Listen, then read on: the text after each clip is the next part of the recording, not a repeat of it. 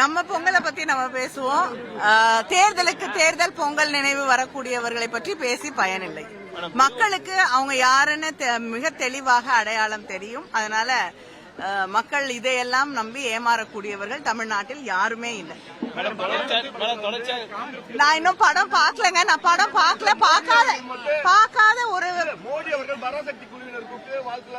ஏங்க நான் இப்பதாங்க பதில் சொன்னேன். நான்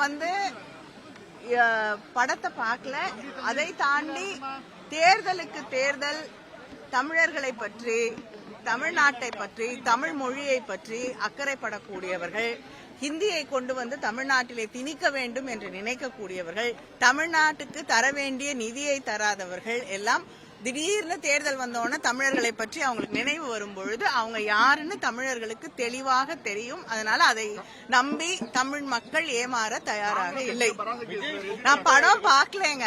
ஒரே நாடு ஒரே தேர்தல் தொடர்பா கருத்து கேட்கறது சொல்லிட்டு மத்திய அரசு தமிழகத்திடம் கேட்டிருக்கதா ஒரு தகவல். என்னங்க ஒரே நாடு ஒரே தேர்தல் தமிழகத்துடைய இல்லங்க, தெளிவாக முதலமைச்சர் அவர்களும் தமிழ்நாடு அரசும் தெளிவாக இதை நாங்கள் எதிர்க்கிறோம் என்பதை தெளிவாக எடுத்து சொல்கிறார்கள். சினிமா பத்தி விமர்சிட்டே இருக்காங்க. ராகுல் காந்தி இல்ல முதலமைச்சர் அவர்களும் ஒரு படம் முதல்ல எடுக்கப்பட்ட தலைவர் கலைஞர் அவர்களோட பராசக்தியே சென்சர்ல எந்த அளவுக்கு பாடுபட்டு அது வெளியிடப்பட்டது என்று நமக்கு எல்லாம் தெரியும்.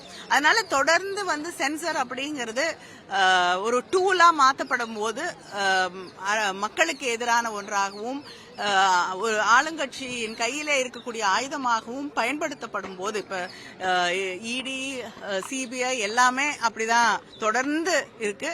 அப்படிப்பட்ட ஒரு சூழலிலே நிச்சயமாக முதலமைச்சர் அவர்கள் அதற்கு ஒரு கருத்தை தெரிவித்திருக்கிறார்கள். பிளே ஸ்டோர் மற்றும் ஆப் ஸ்டோரில் இருந்து பாலிமர் செயலியை QR கோடு மூலம் பதிவிறக்கம் செய்யுங்கள். செய்திகளை உடனுக்குடன் பெறுங்கள்.